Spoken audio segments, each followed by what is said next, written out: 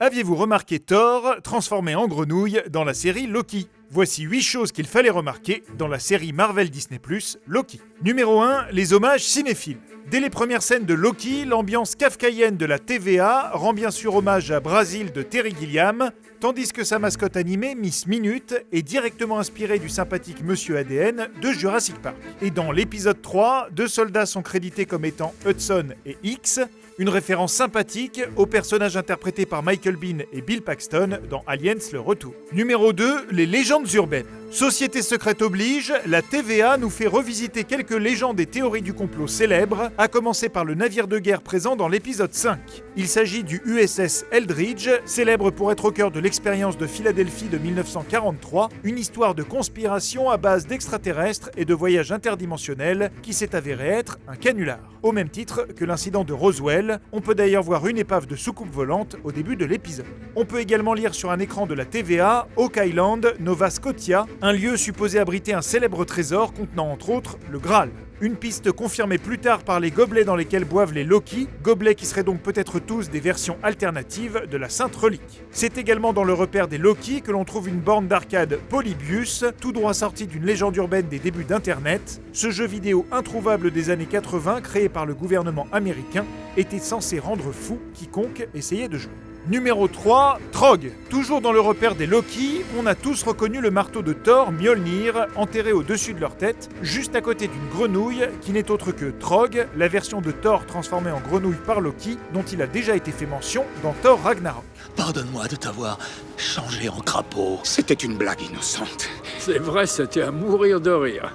C'est d'ailleurs Chris Hemsworth en personne qui prête sa voix à la grenouille pour l'occasion. Sachez au passage que l'inscription T365 sur son bocal fait référence au numéro 365 des Comics Store, dans lequel la grenouille apparaît pour la première fois. Numéro 4, les références au Marvel Cinematic Universe. Série Marvel oblige, de nombreux clins d'œil au MCU sont glissés au fil des épisodes. Sur un écran de la TVA, on peut ainsi lire différents lieux des précédents films comme Vormir, Asgard, Ego ou Xandar.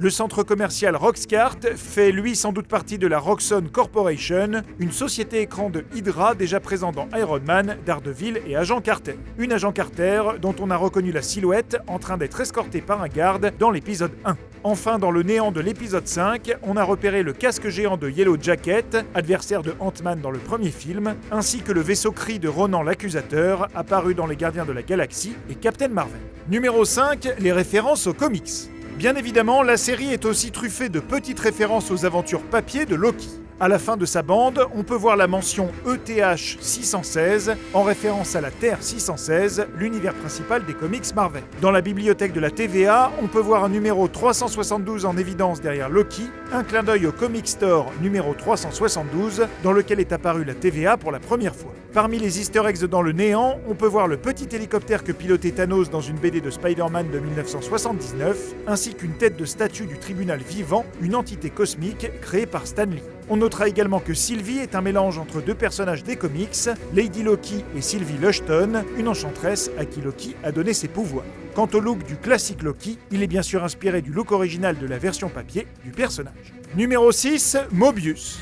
Je suis l'agent Mobius, comment ça va? Le sympathique agent Mobius, incarné par l'improbable Owen Wilson, tient son nom du ruban de Mobius, dont la surface ne contient qu'une face, une métaphore de toutes les considérations spatio-temporelles de la série. Et le camion de pizza qu'il conduit est immatriculé GRNW1D, clin d'œil à Mark Gruenwald, l'un des auteurs Marvel dont s'inspire la série. Numéro 7, Kang le Conquérant. Une fois la saison terminée, vous aurez compris que celui qui demeure était, comme son nom l'indique, bien là pour rester, puisqu'il sera le futur méchant des prochains Ant-Man et Doctor Strange. Il s'agit en fait de Kang le Conquérant des comics, et les fans pouvaient prédire son arrivée dès l'épisode 1, puisque figurait l'inscription T282 dans la TVA, en référence à Thor numéro 282, où apparaît ce vilain pour la première fois. On a aussi repéré la tour des Avengers dans l'épisode 5 avec le logo de Kang Enterprises, une compagnie dirigée par l'une des versions de Kang le Conquérant dans les comics. Numéro 8, Stan Lee.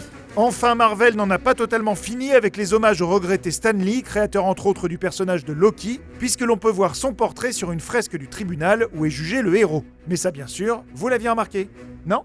Sûrement pas, vous vous trompez de personne.